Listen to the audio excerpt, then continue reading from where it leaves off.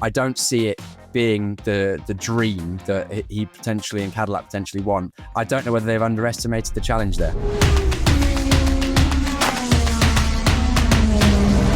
Rumours that Colton Herta, well, we know he's going to be joining Cadillac as their reserve driver. There's obviously a plan in place for Colton Herta to probably take over from Perez or Bottas in 2028 when one of their 2-year contracts ends. They want an American driver. They see him as the guy that is going to be that American driver. He's ditching out of Indycar, a series that he's doing incredibly well in, has been, impressive in the last few years. And it looks like he'll be driving an F2 next year, which is quite mind-boggling because he's on a $7 million salary. And obviously, not just for driving an F2, but he will be a driver on some serious money, driving in a series where normally drivers are paying some serious money to compete. Piers, how well can a driver that's been in IndyCar do suddenly going to achieve, hopefully, his dream of driving an F1 and driving in F2 on completely different circuits, completely different cars, completely different tyres? It's a really interesting one. I don't know. I was chatting with Alex Brundle at F1 this weekend, who is a F2 commentator, about this, along with Chris McCarthy. And we were saying, has there ever been a professional paid driver in Formula 2 before? We genuinely didn't know the answer, but we know that there isn't one probably at the moment. A lot of the drivers on the junior programs, they might get a retainer, they might get some help with the budget, but I don't think any of them are actually getting professionally paid, especially not $7 million, or as it's purported to be, which is the salary he's receiving in IndyCar, which he's supposed to keep, I believe. So that's interesting, but also I think it's a big undertaking for Colton. IndyCar and F2 are kind of similar-ish in terms of pace, a similar power, similar kind of cars. But in IndyCar, it's just a whole different kettle of fish. Those cars are brutal. They're heavy. They've got the aero screen there, very heavy steering, similar to F2, but the tyres are completely different. Those tyres, I think it's Firestone tyres, aren't they? Firestone, yeah, big, beefy, they're rock hard. huge.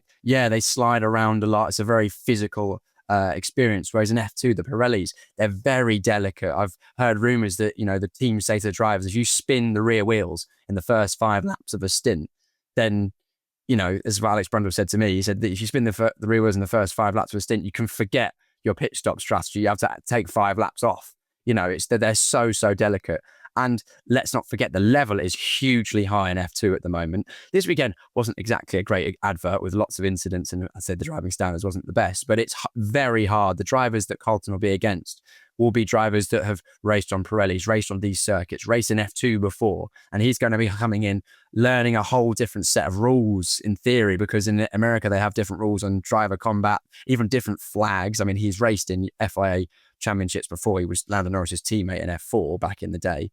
But it's going to be a tall order. I don't see him coming out the blocks and being a championship favourite from the first half of the season at least. If he does, absolutely fair play to him, and then he'll deserve a seat at Cadillac should it become available. But it's really going to be really, really hard for him. I don't see it being the dream that he potentially and Cadillac potentially want. I don't know whether they've underestimated the challenge there. Which other drivers have impressed you in F3 this year? Because you've been covering it on Sky Sports and the season's now over. And it's one of those there's so many drivers in F3 that it's hard to kind of... there must be drivers that maybe aren't representative of their talent in the actual championship standings. Yeah, I mean, the driver that was second in the championship as it finished this weekend was Nikola Solov, who is another Red Bull junior, so another one to add to that little mixing pot we've got going on there. He's not ready for Formula 1 yet, I don't think. He'll need to do at least a season in F2, but he's in that stable and could be in with a shout of a drive in the future. Interestingly, a third-year driver in F2, and generally drivers that do well in their third year in F3, they don't tend to get as much attention as drivers that come in and perform straight from level 0 as Rafa Kamara has. But he joined F3 when he was only 16 2 years ago and has come second in the championship. He's still only 18 years old. So he could be one if he performs well in F2 next year. Murray Boyer, Aston Martin Jr., he came third in the championship. Another third-year driver in F3 though. So it's interesting how the driver market in the junior formulas is not only how you perform, but also how quickly you do it and the age that you perform at, because Rafa Kamara, who was a rookie who won the championship, is actually 2 years older than Nikola Solov, who finished second, who's a third-year driver in F3. So you've got that weird age versus experience situation, and it's it's weird. It's not just about how you perform, but also about your stock or your perceived ceiling of performance. Weird one, but we'll see how they develop in their careers going forward. It's weird, isn't it? I think when Luke Browning won GB3 in 2022, he was, 19, I think? And people were saying, oh, he's going to struggle to get to F1 given that he's 19. And then he's gone to F3, he's now in F2, and he's second in the championship. And with a few rounds to go, he's going to be in a battle for the title, which is good for young British drivers. Yeah, absolutely. We know Luke Browning fairly well, don't we? Really down-to-earth guy. But, we think of drivers that have made it to Formula One and come in with a bang in years gone by. They've won F3, they've won F2, and they're like 18 or 19 or 20. In fact, Verstappen joined when he was 17 or 18 or whatever. But I actually see that the tides are turning back the other way. I think there's been a lot of hype over the last 10 years about young drivers, like really young drivers, and still in their teens coming to Formula One. But I'm actually seeing now being slightly more directly involved with a lot of the junior single-seaters, GB3, GB4, F3, F2 and stuff like that, that experience has a lot of value and maturity has a lot of value. And we're seeing that also, I think, with a little bit with Kimi Antonelli. He was fast-tracked through the junior formulas, skipped F3 entirely, did one season F2, didn't have that much success, was quick, and now he's really struggling in F1. But then you've got other drivers like, let's say, Rafa Kamara, who did an extra year in Formula Regional, which is why he's a bit older. Then's come to F3, he's really performed. You look at Bortoletto, F3, F2, a little bit older. Who's it? Fornaroli, who won F3 last year.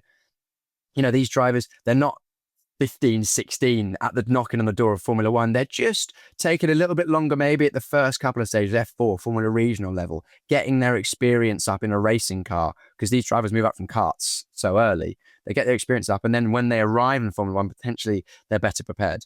Well, Fornaroli could also repeat what Bortoletto did because he's leading the F2 championship, isn't he? So he won F3 last year. He's leading the F2 championship this year. So you would imagine that, is he part of a driver program? You'd imagine that he's got a good shout. No, he's not. He's actually a free agent at the moment, has been. And there was discussions this weekend because he won the race as well. He won a race this weekend and is now still in the leader championship and still has no F1 ties. So he's going to be some fairly hot property. But at the same time, we've seen it in years gone by that it's not only how you perform, it's also when you reach the top of the junior single-seater ladder. Because if you reach the top and there's nothing available, I mean, was it last year, 24, when there was no rookies? Therefore, the person that won F2 the previous year had nowhere to go. We've seen Drugovic, who won F2 Float as around, well.